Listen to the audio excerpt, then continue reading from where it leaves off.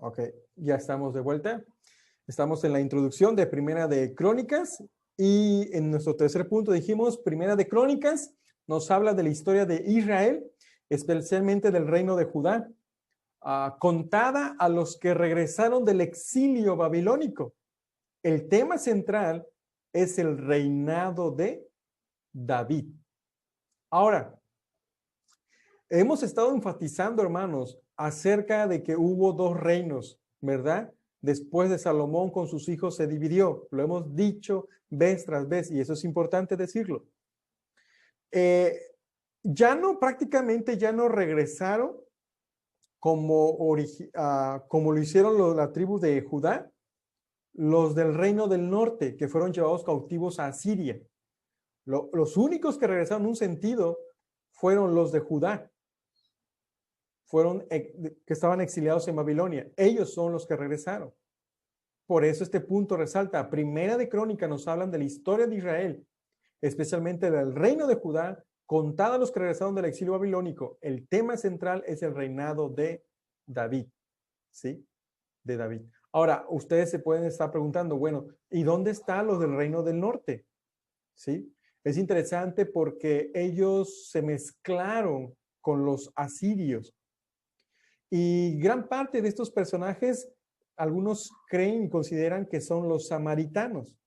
Por eso en el tiempo de Jesús, ustedes recordarán que los judíos y samaritanos no se llevaban entre sí, porque eran israelitas, pero ya mezclados, ya no eran de descendencia o linaje pura, vamos a decirlo de esa manera. Se mezclaron con los asirios. Y por eso estamos resaltando el reino de Judá, ¿sí? Bueno, continuamos. El título para Primera de Crónicas, y esto es interesante, hermanos, el título original de la Biblia hebrea era los anales. ¿Qué quiere decir eso? Esto es acontecimientos o sucesos de los días. Ese era el título original en la Biblia hebrea, vamos a decirlo así. Primera y Segunda de Crónicas eran un libro hasta que más tarde este fue dividido en libros separados en la traducción griega del Antiguo Testamento, muy conocida como la Septuaginta, alrededor del 200 antes de Cristo. El título también cambió en ese entonces al título impreciso, que fue llamado Las cosas omitidas.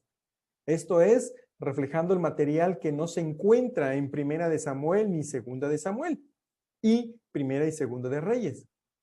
El título en castellano, en español, Crónicas, se originó con la traducción Vulgata en latín de Jerónimo, alrededor del 400 después de Cristo, la cual usó el título más completo, las crónicas de la historia sagrada entera. En otras palabras, por Jerónimo, por la Vulgata latina, tenemos a nosotros lo conocemos como Primera de Crónicas, ¿sí?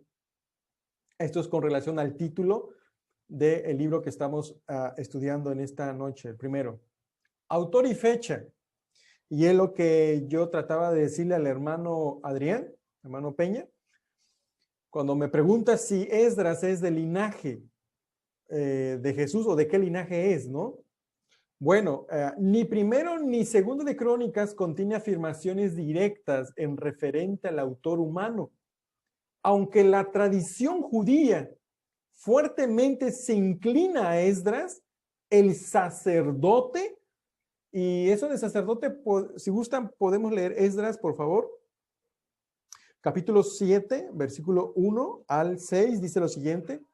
Después de estas cosas, en el reinado de Artajerjes, rey de Persia, subió Esdras, hijo de Seraías, hijo de Azarías, hijo de Hilcías, hijo de Salún, hijo de Sadoc, hijo de Aitot, hijo de Amarías, hijo de Azarías, hijo de Merayot, hijo de Seraías, hijo de Uzi, hijo de Buki, hijo de Abisúa, hijo de Fines, hijo de Eleazar, ojo, hermano Peña, hijo de Aarón, ¿sí? Sumo sacerdote.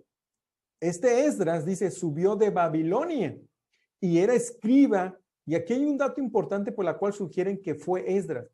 Era experto, tomen nota de eso, era experto en la ley de Moisés que el Señor Dios de Israel había dado, y el rey le concedió todo lo que pedía, porque la mano del Señor su Dios estaba sobre él. Esto nos llama la atención de que era experto en la ley de Moisés. O sea, en otras palabras, él conocía muy bien el Pentateuco, los primeros 5 libros de la Biblia: Génesis, Éxodo, Levítico, Números, Deuteronomio, ¿sí? Y decimos eso porque él, de manera experta, trae la genealogía de Génesis en un resumen, personajes más sobresalientes e importantes, y es lo que podemos encontrar en el primer capítulo de Primera de Crónicas, ¿sí? Y este Esdras, que es el sacerdote, se le conoce como el cronista, ¿sí? Es muy probable que estos registros fueron hechos alrededor del 450, 430 antes de Cristo.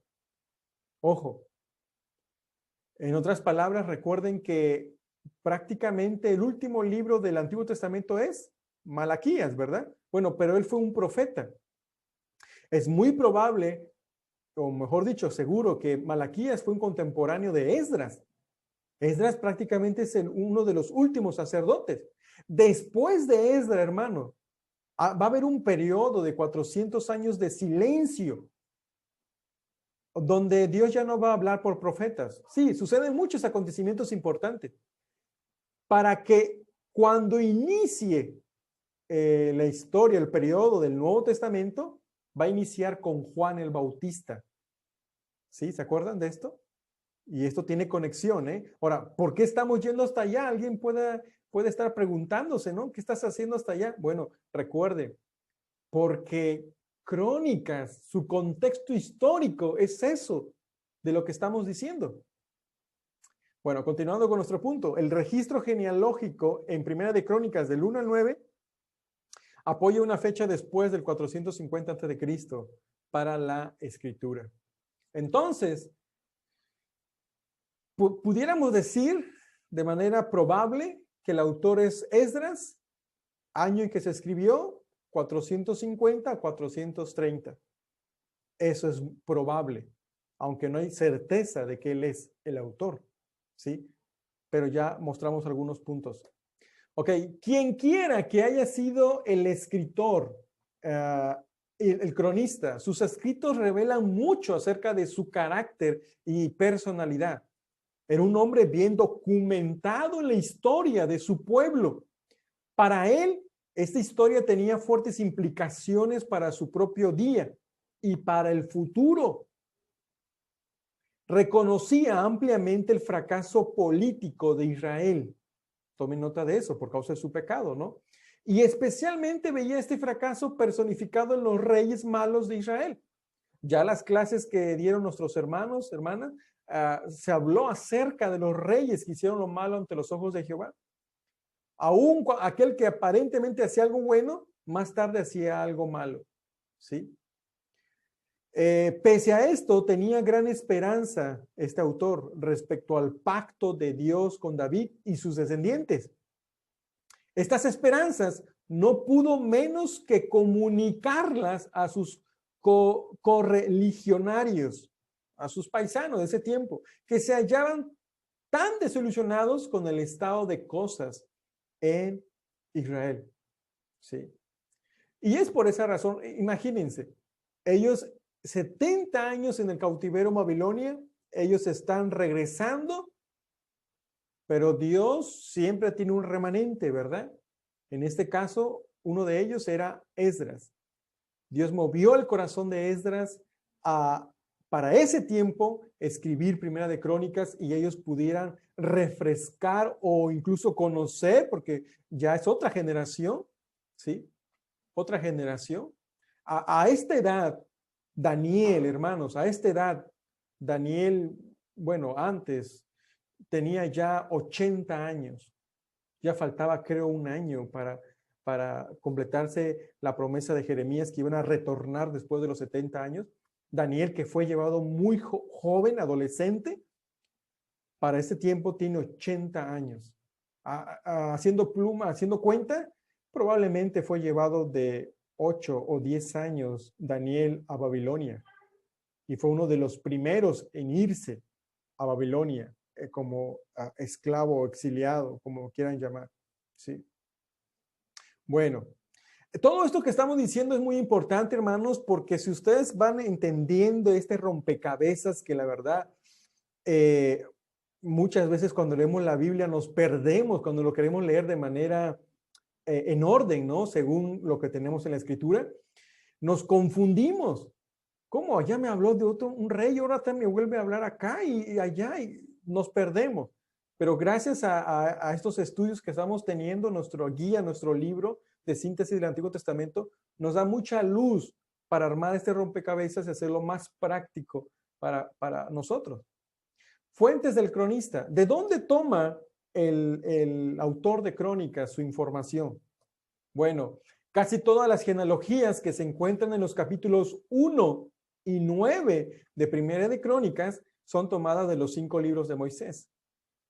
Creemos específicamente gran parte de Génesis, ¿verdad? Que también hay una buena genealogía. O el Pentateuco, también se conoce. Estos libros no tan solo ligaban al pueblo judío del día del cronista con sus antepasados espirituales, sino también proveían fondo para ver la fidelidad de Dios respecto al futuro. En otras palabras, Esdras estaba siendo usado por Dios para que no olvidaran la promesa que le hizo a Abraham, la promesa que le hizo a David, el pacto que hizo con David. Y eso es lo que está trayendo a memoria Esdras. No solo es una información de genealogía histórica simplemente, sino aquí hay una fuente de verdad espiritual que quieren refrescar a Esdras para el pueblo. Qué interesante, ¿verdad? Para la historia de los reinados de Salomón y David y sus sucesores, el cronista acude casi exclusivamente a los libros de Samuel y Reyes, hechos por el historiador deuteronomista. ¿Sí? Recuerden, estamos viendo las fuentes, de dónde basó su información el autor de Primera de Crónicas, que si probablemente es Esdras, podríamos decir de dónde se basó Esdras para escribir Primera de Crónicas. Un poquito de contexto histórico, ya lo vimos en nuestra introducción, pero es necesario volver a checar algunos puntos aún más detallados. El contexto histórico inmediato, hermano, incluyó el regreso de los judíos en 3 fases del exilio babilónico a la tierra prometida. En primer lugar, podemos ver Zorobabel. Ojo, Zorobabel es un personaje importante. Lo pueden encontrar en Esdras capítulo 1 al 6, alrededor del 538 antes de Cristo. Segundo lugar, o el segundo fase del exilio babilónico a la tierra prometida es Esdras. Y lo pueden encontrar en Esdras capítulo 7 al capítulo 10, alrededor del 458 antes de Cristo. Número 3, la tercera fase que regresaron del exilio. Nehemías, en Nehemías capítulo 1 hasta el capítulo 13. Estamos hablando del año 445 antes de Cristo. La historia previa mira hacia atrás a la deportación babilónica o el exilio, desde el 605 al 538 antes de Cristo. Como es predicho o reportado por Segunda de Reyes, Esther, Jeremías profetizó acerca de esto, del exilio, Ezequiel, Daniel y Habacuc. Los profetas de esta época de restauración fueron Ageo, Zacarías y Malaquías. No sé si se está captando esto. En primer lugar, Reyes, Esther, Jeremías, Ezequiel, Daniel y Habacuc profetizaron acerca de la deportación a Babilonia, el exilio. Sí. ¿Y Daniel? Sí, porque ya dijimos que Daniel fue muy adolescente cuando lo llevaron. Daniel estuvo los 70 años, obviamente exiliado, pero con una posición privilegiada por parte de Dios, porque fue una persona que decidió honrar y glorificar a Dios con su vida, ¿verdad? Y ustedes saben la historia de Daniel. Y los profetas contemporáneos de Esdras, la cual está escribiendo este libro de crónicas, pues se cree que fueron Ageo, Zacarías y Malaquías. ¿Sí? Un poquito más de contexto histórico. Los judíos habían regresado de sus 70 años de cautiverio, alrededor del 538 a.C., a una tierra que era marcadamente diferente de la que una vez gobernó el rey David, alrededor del 1011 al 971 a.C. Y el rey Salomón, que gobernó 971 al 931 a.C. No había rey hebreo, obviamente, ya no había, sino más bien un gobernante persa. Y ustedes pueden checarlo en Esdras capítulo 5, verso 3 y capítulo 6, verso 6.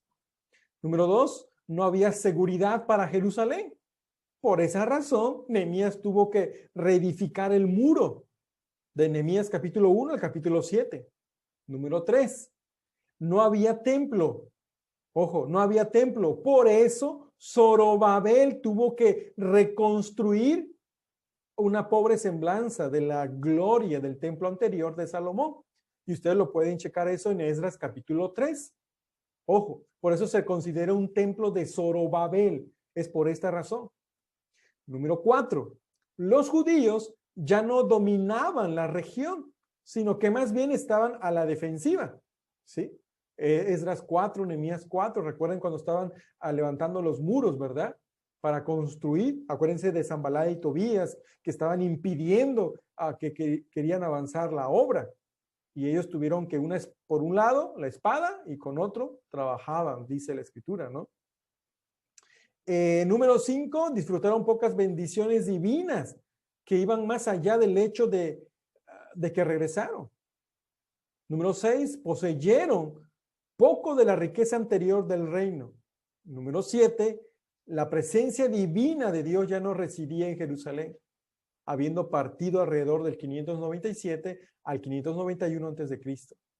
Y eso lo pueden checar en Ezequiel capítulo 8 al capítulo 11. Este contexto histórico es importante para entender el libro de Primera de Crónicas. ¿Por qué escribe el autor su libro de Primera de Crónicas? Y es por razón de los que regresaron del exilio, no saben nada y necesitan refrescar su memoria o conocer para los que ignoraban totalmente. Y la verdad del trasfondo espiritual, del pacto que hizo Dios con Abraham, con David y todos ellos, ¿sí? La genealogía selectiva del cronista y la historia de Israel, comenzando desde Adán, 1 Crónicas 1:1, hasta el regreso de Babilonia, 2 Crónicas 26:13, tenía el propósito de recordarle a los judíos las promesas e intenciones de Dios acerca de la tierra, la nación, y recuerden que estos dos son con Abraham, ¿verdad? El rey davídico, o el pacto mejor davídico, los sacerdotes levitas, el templo y la verdadera adoración, ninguna de las cuales había sido abrogada, ojo, no había sido abrogada debido a la cautividad babilónica. Todo esto fue para recordarles su legado espiritual durante los tiempos difíciles que enfrentaron y para alentarlos a ser fieles a Dios. O sea, que en esa cautividad de 70 años y ahora que regresaron, pues ojalá hayan aprendido de ser fiel a Dios. Eso es lo que está diciendo, el punto. Sí. Bueno, ustedes conocen más la historia también acerca de esto, ¿verdad? Siempre hubo altas y bajas, y eso incluso pasa a veces en nuestra vida espiritual, ¿no? En un momento alguien puede estar ferviente y después no, disminuye, en fin. Pero aquí lo que nos recuerda el Señor es que seamos fieles a Él, ¿sí? Bueno, en una ocasión compartí un diagrama acerca de esto, acerca de los templos. No sé si a esta altura ya se puede entender un poquito más. Por ejemplo, ustedes recordarán, tal vez para los que tienen celular no pueden ver ampliamente, pero lo pueden con su dedo agrandar. Vemos el templo móvil o el tabernáculo, ¿sí? Plano detallado que Moisés recibió del Señor, construido por artesanos divinamente designados, profanado por Nadab y Abiud, que ahí están las referencias. Ya pasamos eso, ¿verdad? El templo de Salomón, de 966 al 586 a.C., planeado por David, construido por Salomón, destruido por Nabucodonosor, ¿sí? Ya pasamos también esto. El templo de Zorobabel, 516 al 169. Visión de Zorobabel, construido por Zorobabel y los ancianos de los judíos, profanado por Antíoco Epífanes. ¿Sí? Eso, este tercer templo de Zorobabel es lo que está sucediendo en Primera de Crónicas. Es el contexto histórico de Primera de Crónicas, hermano. Luego viene el templo de Herodes. Bueno, aquí nos estamos adelantando un poquito a la historia por la cual estamos tratando. Pero está bien. El año es 19 al 70 después de Cristo. Restauración del templo de Zorobabel, ordenada por Herodes el Grande, destruido por los romanos. Fue destruido alrededor del año 70 por el general Tito, ¿verdad? El templo actual. ¿Hay un templo actual? Bueno, sí, en la época actual sí, pero ¿cuál? ¿De dónde está? Está en el corazón del creyente. El cuerpo del creyente es el único templo del Señor hasta que vuelva el Mesías. Y ahí tenemos los pasajes bíblicos para que ustedes puedan cotejar. ¿Sí? Después del templo actual, hay otros templos que la Biblia registra. Aquí quiero ser honesto en el sentido de que no todos interpretan de esta manera, que consideran que hay estos templos, pero este diagrama es de una perspectiva premilenialista. Es bueno decirla, ¿verdad? Como enseñando la palabra, en explicar que es una perspectiva premilenialista. No así los van a ver la perspectiva amilenialista, no. Pero creemos que es bíblico lo que está registrado aquí. El templo de Apocalipsis, capítulo 11. Bueno, se puede checar. La fecha, bueno, va a ser en el periodo de la tribulación. Creemos que hay un periodo de tribulación. Será construido por el anticristo durante la tribulación, será profanado y destruido. Y ahí tenemos las bases bíblicas, las cuales se remontan en Daniel. Y es muy importante entender Daniel para saber este acontecimiento. El templo milenial de Ezequiel, ¿sí? ¿Dónde va a suceder? ¿Cuándo va a suceder? Se cree que es en el milenio. Visión del profeta Ezequiel, lo construirá el Mesías durante su reinado del milenio. Alguien puede decir, bueno, pero ¿para qué quieren un templo? Si ya los sacrificios se cumplió en la persona de nuestro Señor Jesucristo. Y definitivamente, es cierto, en Cristo está completo esto. Pero recuerden que muchos de los judíos rechazaron al Mesías. No entendieron la verdad espiritual de los sacrificios. Y aquí hay algo interesante. ¿Será que Dios permitirá esto para la educación espiritual, veamos de esa manera, de los judíos? Ellos incluso ahorita muchos están esperando al Mesías. No entienden, no conocen al Mesías. Por eso cuando el apóstol Pedro empezó a predicar y muchos judíos creyeron, les dijo, bautícense en el nombre de Jesús. Noten que no usó la fórmula bautismal del Padre, Hijo y Espíritu Santo que conocemos en Mateo capítulo 28, verso 19. ¿Por qué resaltó Jesús? Porque ellos negaban a Jesucristo, al Mesías. Bueno, en ese momento ellos están arrepintiendo, lo están reconociendo y se pueden considerar judíos mesiánicos. Pero ¿qué de los demás? Bueno, eso es interesante.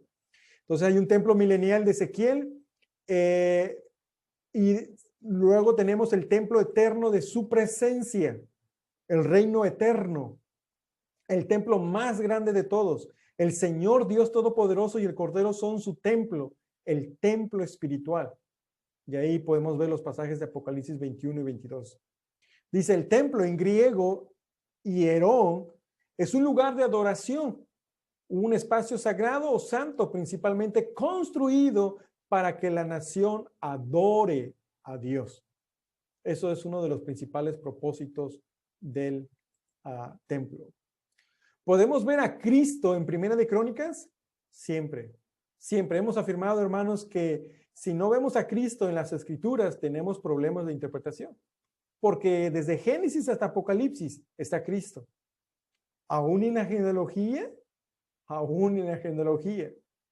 Y si tal vez no te gusta leer genealogía, pues te invito a que lo hagas porque prácticamente es necesario para saber la línea mesiánica. El pacto de Dios con David le prometía una dinastía eterna. Dice ahí en el capítulo 17 de Primera de Crónicas, 11 al 13, y cuando tus días sean cumplidos para irte con tus padres, levantaré descendencia después de ti, a uno de entre tus hijos, y afirmaré su reino. Él me edificará casa, refiriendo a Salomón, y yo confirmaré su trono eternamente, ¿sí? Y yo le seré por padre y él me será por hijo, y no quitaré de él mi misericordia como la quité de aquel que fue antes de ti. Ahora, aquí hay lo que se conoce en hermenéutica profecías por escalas. Hay un cumplimiento de una profecía en el que iba a haber un reinado en este tiempo, ¿verdad? Y ya conocemos los reyes, pero estos fueron temporales. Cuando habla de eterno, en ninguno de esos temporales se cumplió, de los reyes que ya se mencionaron, las clases que vimos anteriormente. Esto se cumplió únicamente en la persona de Jesucristo. Él es el Rey eterno. Y creemos que Él es Rey y Él está gobernando desde el cielo. Pero una de las cosas principales por la cual está haciendo es en el corazón de sus hijos, de los creyentes. O sea, hay un reinado ahorita espiritual. Desde luego, no puedo verlo yo de manera ahorita, literal. Por supuesto, Él es Dios, Él es soberano, Él está en control de todo, entendemos eso. Lo que me refiero es que aún todavía Satanás está cegando el entendimiento de muchos. Se puede ver claro eso. La consecuencia del pecado que hay en la actualidad y todo eso. Después de la segunda venida de Jesús, creemos en el reinado que Él va a establecer de manera literal, donde Él va a reinar con justicia, ¿sí? Con rectitud. Entonces, como cumplimiento de esta promesa, Salomón construyó el templo para el Señor. El cumplimiento final de este pacto llegará con el establecimiento del reino, dijimos, eterno de Cristo el Mesías, descendiente directo de David. ¿Sí? Llegamos a un bosquejo, el bosquejo de Primera de Crónicas. Y es lo siguiente, si quieren verlo de esa manera, es verdad que en la introducción mencioné dos de manera breve, genealogías y el reino davídico, ¿no? Capítulo 1 al 9, vemos genealogía selecta. Adán hasta antes de David. David a la cautividad, 12 tribus, moradores de Jerusalén. Número 2, el ascenso de David, capítulo 9, 35 al 12, 40. Vemos el legado y la muerte de Saúl. Vemos la unción de David para que sea rey. La conquista de Jerusalén, los hombres de David. Tercero, podemos ver el reinado de David aquí en este libro de Crónicas, capítulo 13, 1 al 29. El arca del pacto, el pacto davídico, historia militar selecta, preparativos para la construcción del templo y transición a Salomón. Esto sería un bosquejo para Primera de Crónicas. ¿Sí? Y ya aquí entramos después de esta introducción, que la verdad yo creo que nos puede ayudar bastante si pusimos atención para entender un poquito cómo se conecta el Antiguo Testamento con el Nuevo también. Es necesario. Ya entramos a los objetivos de nuestro libro. El primer objetivo de su libro, hermanos, dice completar declaraciones referentes a. Si ustedes notaron, hay 3 puntos, A, B, C. Veamos la A. Completar declaraciones referentes a el tiempo abarcado por lo relatado en Primera de Crónicas. con referencia a los otros libros del Antiguo Testamento. Y ustedes pueden checar el ítem ahí, 85, 8 y 9.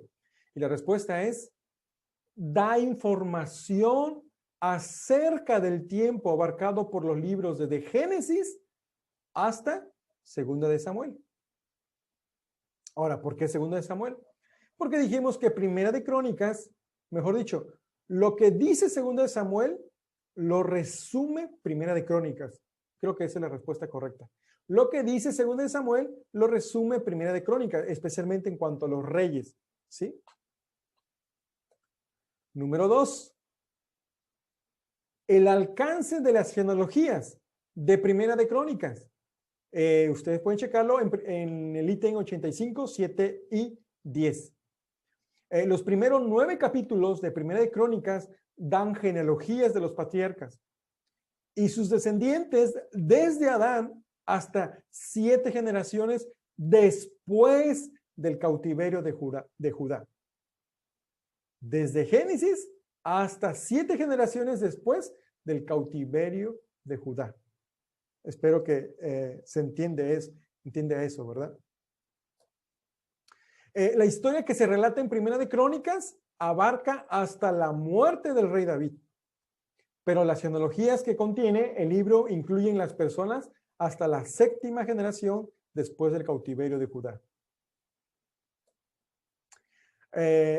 Y también vamos a dar referencia a el propósito de Primera y Segunda de Crónicas.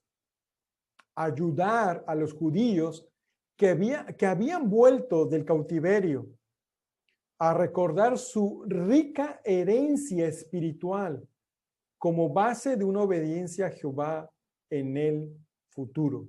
¿Sí? Esto es ayudar a los judíos que habían vuelto del cautiverio a recordar su rica herencia espiritual. Es lo que estábamos comentando hace rato, ¿verdad? Era necesario que los judíos recordaran su linaje, el propósito por el cual ellos existían y no olvidarlo. Después de esa cautividad y regresar, podían olvidarse nuevamente de Dios. Pero Dios soberanamente permite escribir que Esdras, o el autor de Crónicas, mejor dicho, escribiera el libro. Una característica importante de Primera de Crónicas, en el ítem 85-21. La importancia que se da a los individuos. Se menciona a individuos, a personajes, sus nombres principales resaltan de eso, hermanos. Por ejemplo, en Primera de Crónicas, capítulo 27, veamos. Primera de Crónicas, capítulo 27, versículo 25, dice lo siguiente.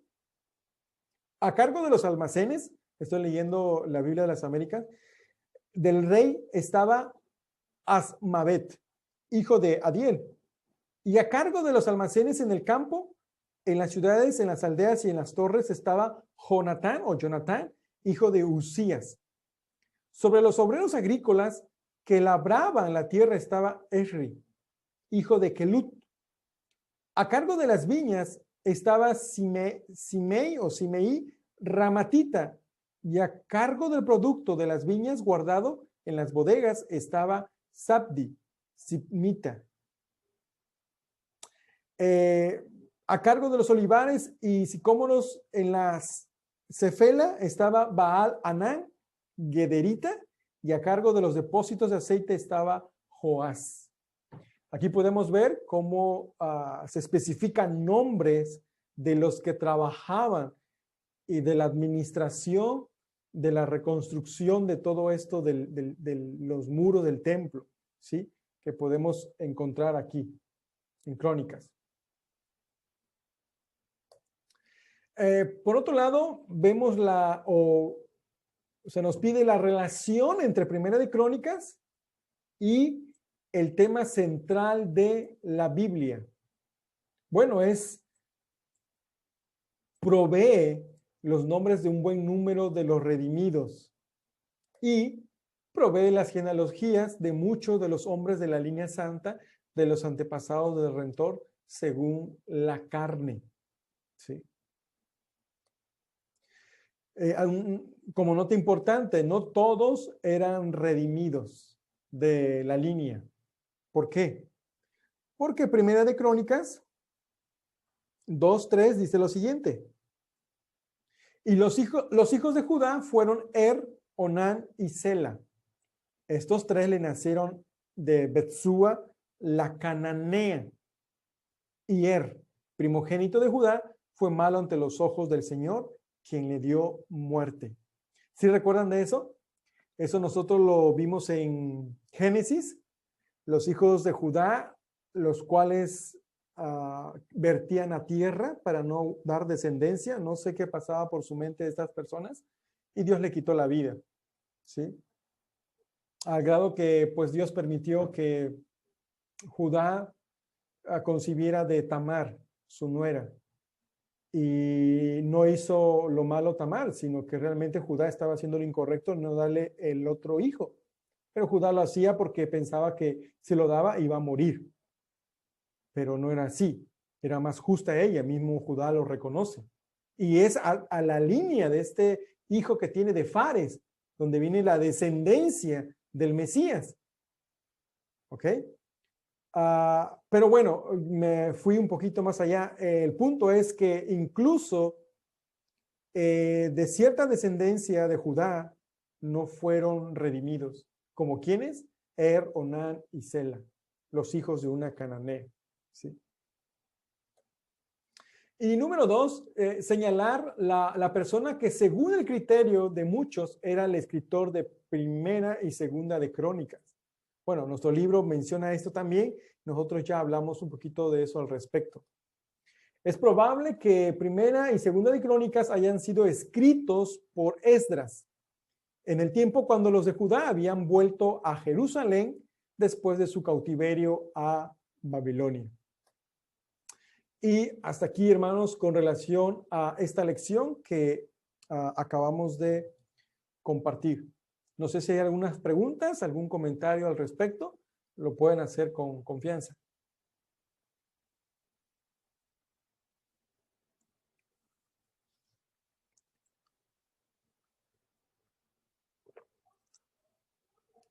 ¿Están ahí? ¿O yo y el hermano Wilfrido nada más?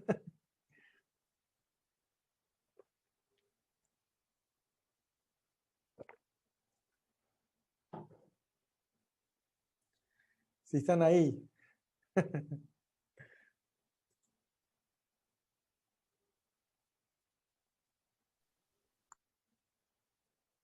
Ok. Bueno, espero que haya quedado claro. Claro, como lodo, dicen por ahí. Y pues vamos a continuar nuestra siguiente lección y vamos a dar lugar a nuestro hermano Wilfrido.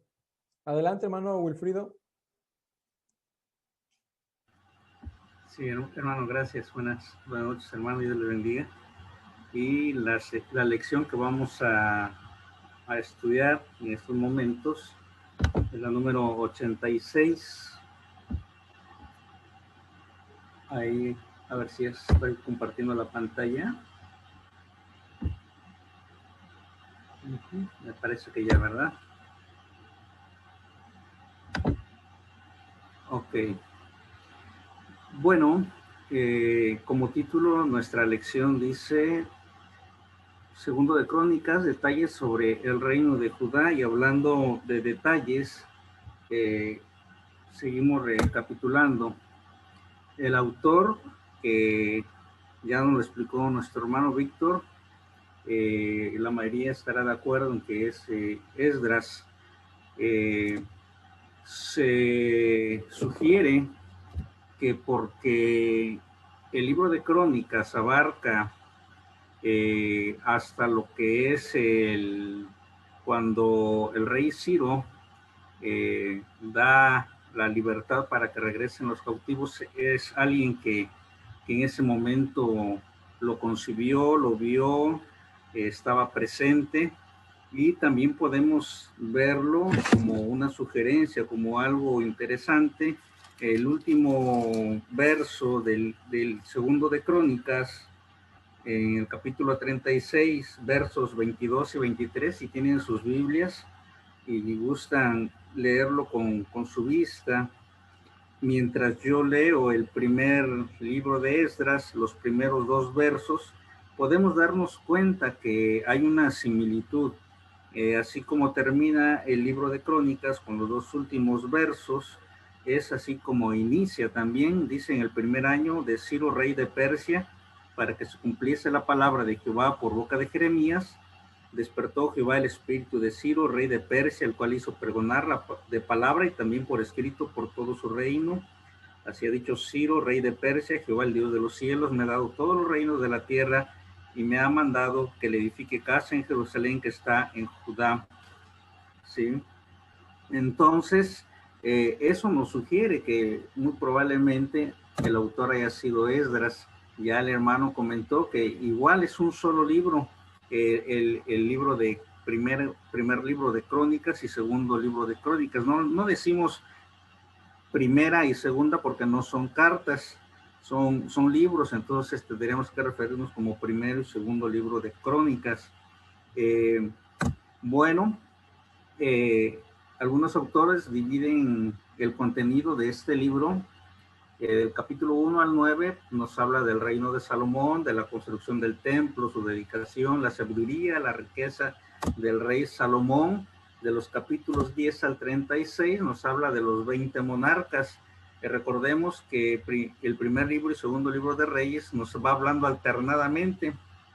Una parte nos menciona al rey de Israel y dice: cuando reinaba tal rey de Israel en Judá, reinaba tal rey en Judá, y nos va narrando los hechos simultáneamente. Bueno, Crónicas no lo hace de esa manera, se enfoca específicamente sobre los 20 monarcas del rey de Judá, de Judá, y la cautividad babilónica, lo que sucede y el decreto del rey Ciro, que autoriza la liberación y regreso del remanente del reino de Judá a Jerusalén. Tenemos que entender que se trataba en ese momento, el punto de vista del primer libro y segundo libro de Reyes difiere un poco en cuanto al libro de Crónicas, en cuanto al punto de vista. Si nosotros recordamos, por ejemplo, de los 4 evangelios que hablan sobre la vida de nuestro Señor Jesucristo, son diferentes puntos de vista, y algo más o menos sucede con estos libros. El libro de Reyes nos habla trata de explicar el por qué la situación del exilio del pueblo de Dios, y trata de enseñarles qué es la desobediencia, qué es la idolatría, qué es la rebeldía del pueblo. Pero segundo de Crónicas, lo que trata de hacer ya no es explicar la causa del por qué habían pasado por tanto sufrimiento el pueblo de Dios, más bien trata de unificar otra vez, tomar los principios de la nación del pueblo de Dios y volverlos a sentarlos sobre las bases de precisamente recordar su herencia espiritual como base de una obediencia a Jehová. En el primer, uno de los en las lecciones nos pide completar las declaraciones referentes a 3 enfoques especiales del libro de Crónicas. Los voy a mencionar. Uno de ellos es el reino de Judá, donde se enfoca toda la atención o se está escribiendo sobre los reyes de Judá y la relación que tienen con Dios. Recordemos, 20 monarcas, no todos hicieron lo malo, pero tampoco todos hicieron lo bueno. Específicamente, quizás toma un poquito más de enfoque sobre los reyes buenos, porque recibieron bendición. Está tratando de hacer de que el pueblo del remanente que había quedado del exilio, que está volviendo, vuelva a tener esa intención. El templo de Salomón es el número 2, y como número 3 es el sacerdocio. 3 enfoques especiales basados en la herencia espiritual, basados en la relación que tienen con su Dios. Bueno, en el reino de Judá podemos leer en el segundo libro de Crónicas, capítulo 13, 18, dice: y fueron humillados los hijos de Israel en aquel tiempo, y los hijos de Judá prevalecieron porque se apoyaban en Jehová, el Dios de sus padres. Había guerra entre los 2 pueblos, Israel y Judá, pero puntualiza: los hijos de Judá prevalecieron, y dice el por qué. Después del por qué viene la parte interesante. Es una situación que condiciona, que tiene que darse para que suceda algo. Para que sucediera que Judá prevaleciera, dice que ellos se apoyaban en Jehová. Esa es una condición que fue necesaria para que el pueblo de Judá prevaleciera. El Dios de sus padres, vuelve a recordarles las generaciones pasadas, cuando los reyes tuvieron éxito, cuando los reyes prevalecieron ante los conflictos, fue porque se apoyaban en Jehová, el Dios de sus padres. Segunda de Crónicas, capítulo 14, versos 4 y 7, nos vuelve a recordar parte de lo que estamos hablando. Esdras estaba recopilando las enseñanzas que iban a hacer eco en el corazón del pueblo de Dios, para que se volvieran a esa herencia espiritual. Y dice, en cuanto a la relación de los reyes con Dios, en cuanto a la relación de esa dirección que tenían los reyes, dice, y mandó a Judá a que buscase a Jehová, el Dios de sus padres, y pusiese por obra la ley y sus mandamientos. Está recalcando que este rey mandó a todo el pueblo buscar a Jehová. ¿De qué manera? Hacer caso a la ley de Moisés, a los mandamientos de Moisés. Y dijo, por tanto, a Judá, edifiquemos estas ciudades y cerquémosla de muros con torres, puertas y barras, ya que la tierra es nuestra, porque hemos buscado a Jehová nuestro Dios. Le hemos buscado y él nos ha dado paz por todas partes. Edificaron pues y fueron prosperados.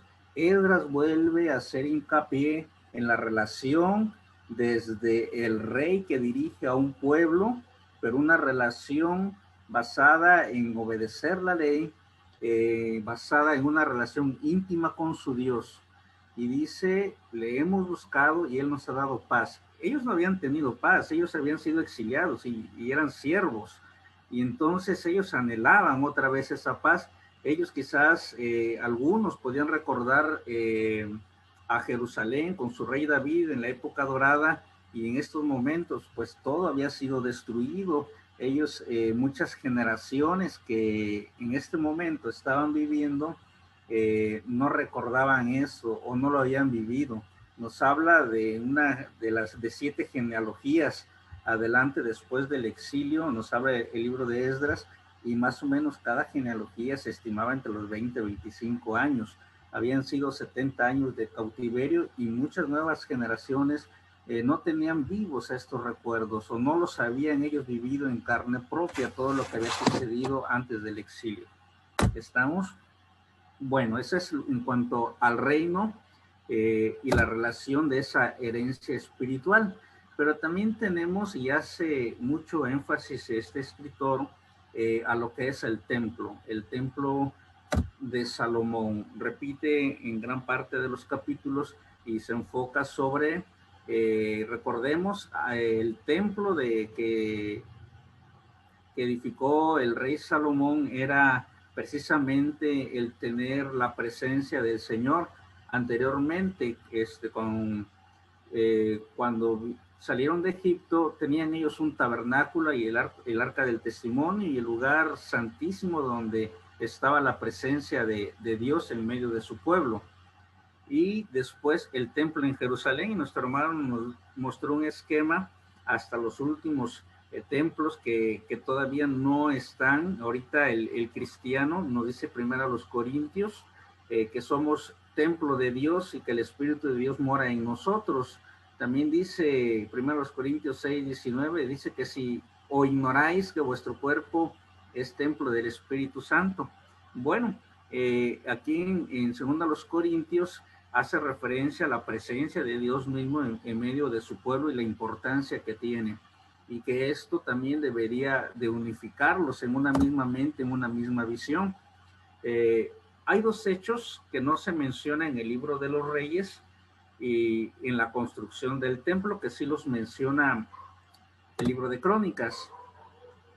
El primero de ellos está en el capítulo 3 de segundo de Crónicas, en el verso 1, Y dice, comenzó Salomón a edificar la casa de Jehová en Jerusalén, en el monte Moría, y me detengo ahí. El monte Moría ha sido mencionado en Génesis. Nos dice que es ahí, en ese monte, en ese territorio, donde al patriarca Abraham se le pide sacrificar a su hijo Isaac. Recordemos que dentro de la ley de Levítico, si no me recuerdo, Deuteronomio Levítico habla de que a Dios aborrecía los sacrificios de los niños, de los infantes. Quizás aquí no se especifica por qué entonces en ese monte, en Monte Moria, se le pide a Abraham sacrificar a su hijo. Aunque, pues, el punto de vista fuerte es evidente, que es mostrar la fe de Abraham, ¿sí? La obediencia de Abraham, no quitándole nada a la obediencia que demandaba Dios. Pero, pues es el mismo lugar, el Monte Moria. Dice que había sido mostrado a David, su padre, en el lugar que David había preparado en la era de Ornán Jebuseo o de Arauna Jebuseo, dice en el libro de Segundo de Samuel, ¿sí? Recordemos esa historia. No solamente se edificó un altar en el monte Moriah, el patriarca Abraham, para dar en sacrificio a su hijo Isaac, sino que también el rey David ahí levantó un altar para hacer sacrificios, ya que en su desobediencia o en su ego como rey, él había censado al pueblo y eso no le agradó a Dios. Y mandó al ángel a destruir con una peste. Dice que murieron más de 70,000 personas. Y cuando iba por la era de Ornán Jebuseo, Dios se arrepintió y a través de un profeta le dice a David que levante un altar ahí. Y en ese momento que David levanta el altar, Dios muestra quizás su complacencia sobre el altar, sobre el arrepentimiento del pueblo, y hace descender fuego.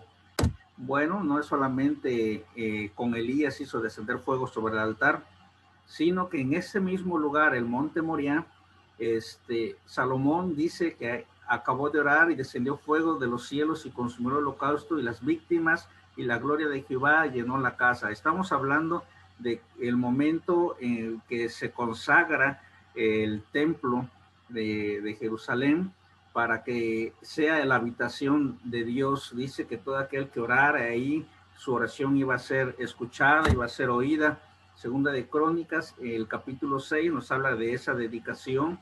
Dice en el verso 20, que tus ojos estén abiertos sobre esta casa de día y de noche, sobre el lugar del cual dijiste, mi nombre estará allí, que oigas la oración con que tu siervo ora en este lugar, ¿sí? Ese es el templo dedicado, hecho por Salomón, y entonces empezamos a ver que todo redunda en hacerles recordar a través del reino de Judá, a través del templo que construyó Salomón, hacerles recordar la relación íntima que deben de tener con su Dios. Esa es la unificación que habla sobre este reino. Entonces tenemos el reino de Judá, el templo de Salomón, y ahora vemos el sacerdocio. Este es el tercer enfoque especial del que hace hincapié Esdras, que es el autor de este libro, y dice en Segunda de Crónicas 24, hizo Joás lo recto ante los ojos de Jehová todos los días de Jodaya el sacerdote. Podemos ver que el sacerdocio, si recordamos en el libro pasado, en las primeras lecciones que hablaban sobre el sacerdocio o estudiamos sobre el sacerdocio, nos recuerda que el sacerdote era el representante del pueblo ante Dios y que ofrecía en el altar del tabernáculo y después sobre el altar del templo los sacrificios, y que era una manera de interceder por el pueblo con oración. Y cuando nos habla de los sacerdotes, ayudando a los reyes a tomar decisiones, profetizando a algunos de ellos. Por ejemplo, Joás dice que hizo lo recto este rey porque estaba todos los días el sacerdote Joiada aconsejándole. Entonces, aquí podemos ver que si leemos el libro de Crónicas, hay muchos personajes influyendo en las decisiones de los reyes o en la vida de ciertos personajes para bien de ellos. No solamente estamos viendo el sacerdocio, sino que también estamos viendo a personas que asesoraban a algunos reyes buenos de Judá. 8 reyes buenos contados en este segundo libro de Crónicas. Otro de ellos, el rey Usías, dice que persistió en buscar a Dios en los días de Zacarías, entendido en visiones de Dios, y en esos días en que buscó a Jehová, él le prosperó. Estamos viendo las bendiciones que Dios da cuando su pueblo es un pueblo fiel, es un pueblo que obedece la ley, es un pueblo que reconoce el reinado de Dios en sus corazones, en sus vidas. Es un pueblo que sabe que Dios está presente en sus vidas, es un Dios que camina junto a su pueblo, entre su pueblo, y ahorita estamos viendo que también el sacerdocio representa a Cristo, es un cuadro de Cristo. Nuestro sumo sacerdote que no tenía que ofrecer sacrificios por sus pecados, porque es sin pecado, Cristo es sin pecado, y que solamente hizo un solo sacrificio, su misma vida puso en sacrificio por todos, y que no va a haber otro sacrificio más, es un sacrificio que vale para siempre, para todo aquel que le recibe. Entonces vamos entendiendo que para nuestra vida y en aquel momento de las personas que estaban exiliadas, pues que todo aquello redundaba en buscar a Dios, en obedecer a Dios, en esa herencia espiritual. Entonces tenemos a Joiada con el rey Joás, a Zacarías con Usías, y menciona en nuestros libros a Pablo, el apóstol Pablo, siendo de influencia sobre Timoteo, sobre Silas, sobre Tito, Priscila y Aquila, ayudando a Apolos a comprender las escrituras, y esto debe de traer a cada uno de nosotros quizás reflexionar sobre nuestra vida, cómo está influenciando en la vida de otros creyentes o de personas inconversas, y influir de manera positiva, porque de manera negativa no es tan difícil. Aquí se requiere de una conciencia, se requiere de un esfuerzo, se requiere de una decisión y se requiere de la misericordia de Dios. Bueno, lecciones importantes de segundo libro de Crónicas.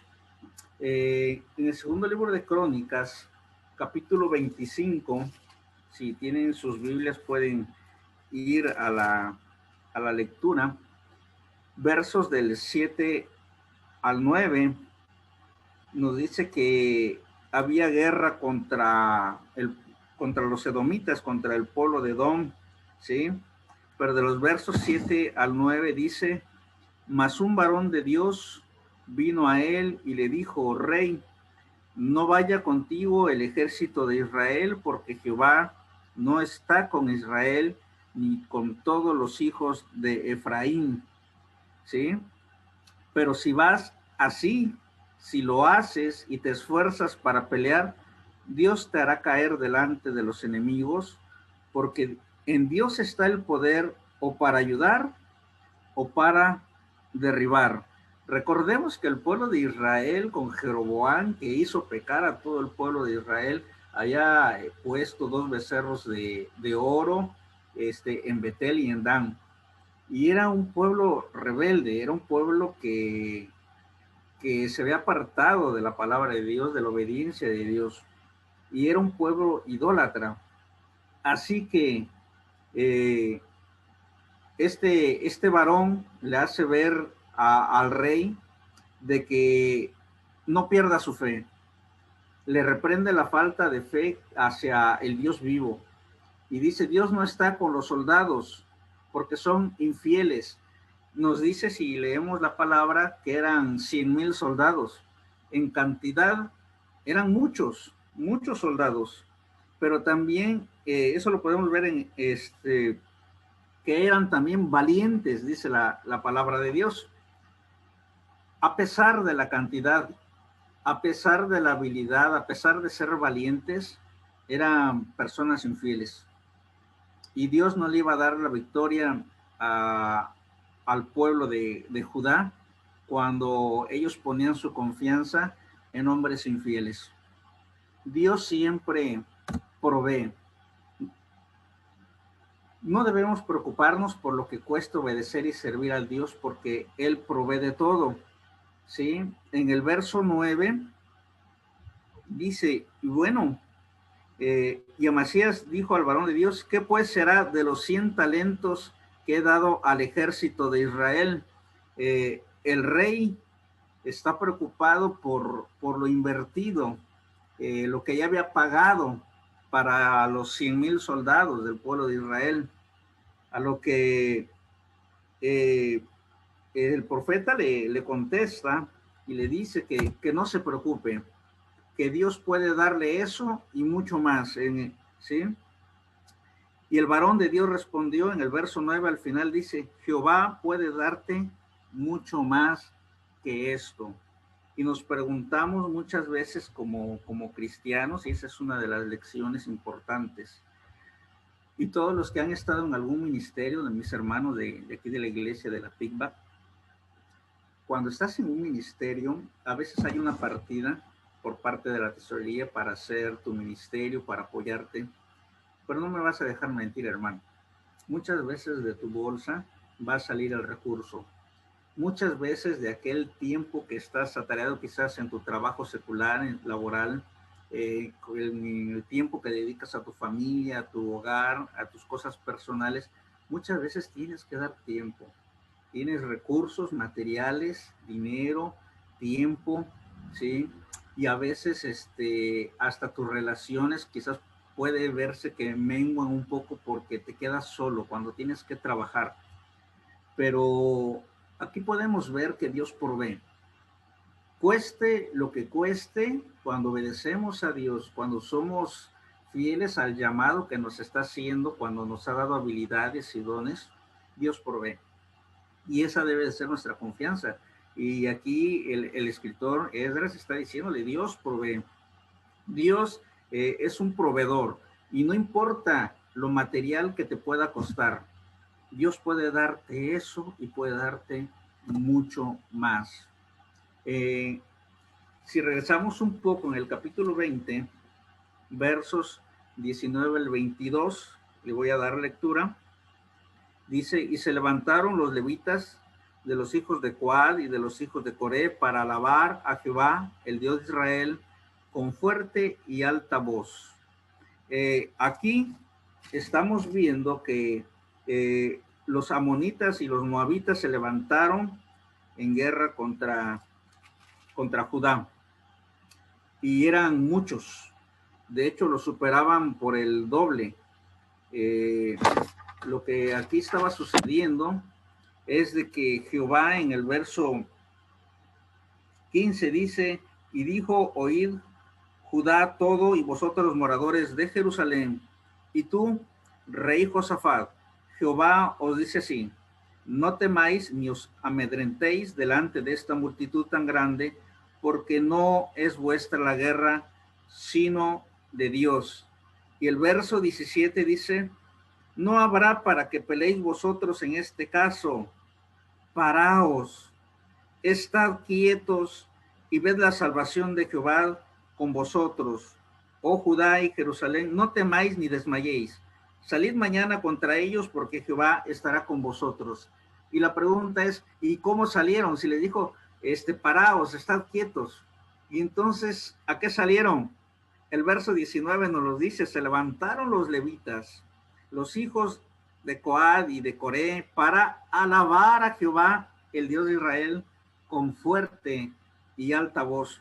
Y cuando se levantaron por la mañana, salieron al desierto de Tecoa, y mientras ellos salían, Josafat, estando en pie, dijo, oídme Judá y moradores de Jerusalén, creed en Jehová vuestro Dios, y estaréis seguros. Creed a sus profetas y seréis prosperados. ¿Sí? Entonces dice, cuando comenzaron en el verso 22 a entonar cantos de alabanza, Jehová puso contra los hijos de Amón y de Moab y del monte de Seir las emboscadas de ellos mismos que venían contra Judá, y se mataron los unos a los otros. Tener confianza en el poder del Señor. Él es quien da la victoria. Él es quien tiene la fuerza o para derribar o para levantar, dice su palabra. Sí, entonces, alabar su nombre por la victoria que nos va a dar.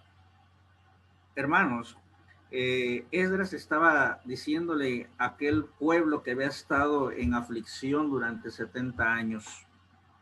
Les estaba recordando que una relación íntima de obediencia espiritual con su Dios, con su Señor, Él tenía poder para darles todo lo que necesitaban. Él les iba a proveer todo lo que necesitaban. Y que sobre todas las cosas, cuando hay una relación en la cual honramos a nuestro Padre, podemos tener la confianza de alabar su nombre aún antes de que sucedan las cosas, porque es una promesa de Dios, porque es un Dios fiel que cumple sus promesas y Él da la victoria, dice, ¿sí?, a su pueblo. Entonces, hasta aquí creo que son todas las diapositivas que tenemos. Tenemos que recordar entonces que la redención de Cristo, esto cómo lo podemos aplicar a nuestra vida, o cómo quería Esdras que aplicaran esto a la vida de los exiliados. Esdras era el líder que regresó en el segundo grupo de exilio hacia Jerusalén, y estaba haciendo una recopilación para que la vida de ellos, el punto de vista de este pueblo, descansara sobre esa herencia espiritual, sobre ese recuento que estaba haciendo. Y nos dice que de los reyes tenemos la línea santa, descendientes del rey David, hasta nuestro Señor Jesucristo, el Rey de Reyes. Y sobre todo el gobierno es de Dios sobre nuestras vidas, y que ahí podemos confiar en un buen gobierno para nuestras vidas. El templo y el sacerdocio nos habla de que son cuadros de la obra del Redentor. El templo, que significaba la presencia de Dios entre su pueblo, y que ahora sabemos que el cuerpo del cristiano es el templo de Dios, ¿sí? Y que también apuntaba a Cristo, el Dios que descendió de los cielos, que se humanó para estar entre su pueblo, y el sacerdocio, apuntando también a Cristo sobre el sumo sacerdote, el cual intercede por nosotros, el cual ofrece su propia vida en sacrificio para redimir a todo que cree en él. Y de así podemos resumir el segundo libro de Crónicas, que termina con la declaración del rey Ciro, dándole la libertad a los judíos para poder retornar a su ciudad, a Jerusalén. Y así es como inicia la introducción para el libro de Esdras.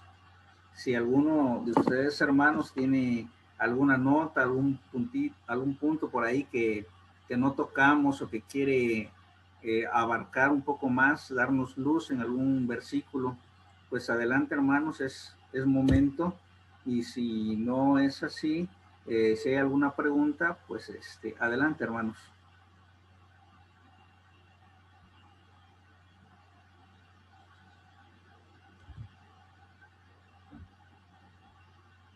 Sí, hermano Víctor.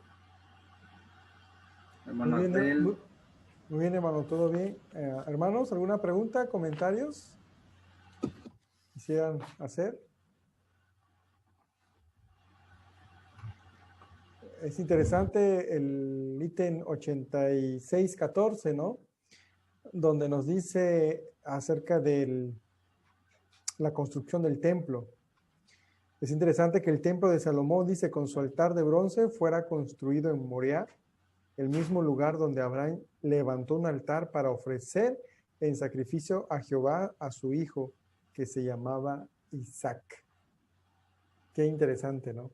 Ustedes recordarán cuando, haciendo un poquito de recordatorio, cuando Dios le dijo que iba a sacrificar a su hijo, pero Dios estaba probando la vida de Abraham, la fe de Abraham, y Abraham estaba dispuesto para tomar el puñal y sacrificar a su hijo.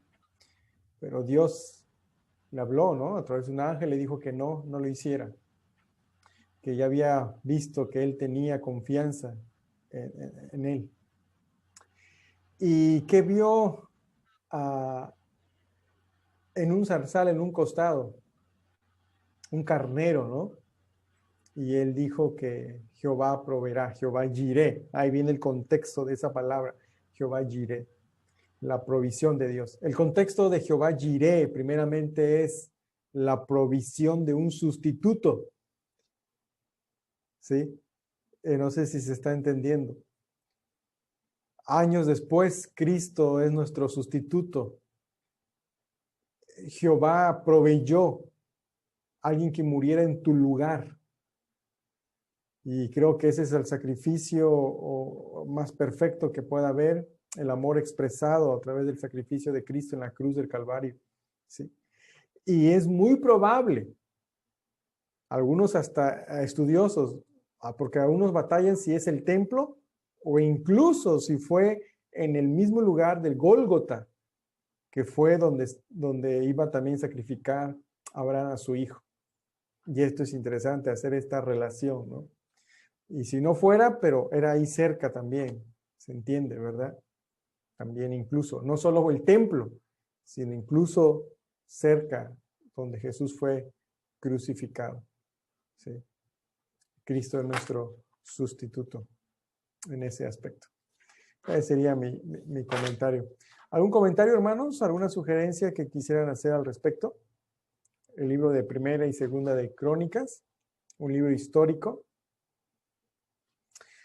¿Alguien que quisiera dar su experiencia cree que estos estudios autodidácticos de nuestro libro le está ayudando? Me gustaría escuchar a esta altura. ¿Le beneficia?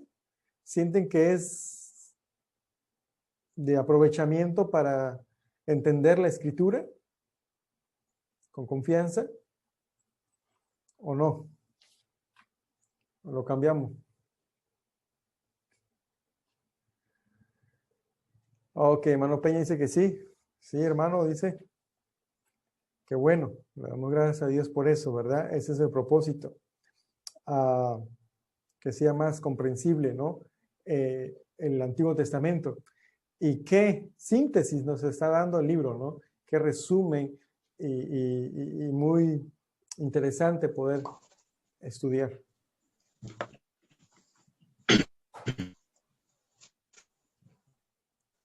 Adelante, hermano Abel.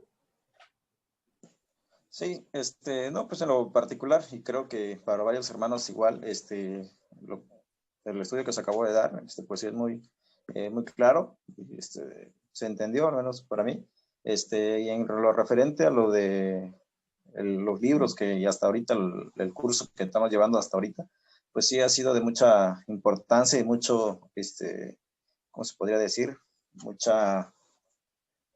Ha servido mucho para poder entender, ajá, lo que son las cuestiones de lo que es la Biblia para las cosas de Dios. Entonces, como bien sabemos, es un resumen, no es tal cual porque si nos vamos libro por libro, pues sabemos que es muchísimo más, ¿no? Pero, en otras palabras, podríamos decir que nos deja como picados para poder seguir buscando, indagando, y te deja esa curiosidad por seguir sabiendo más de cada libro. Y pues sí, en lo particular, ha sido de mucha bendición, de mucho aprendizaje, mucha importancia para mí lo que vamos estudiando, lo que vamos viendo.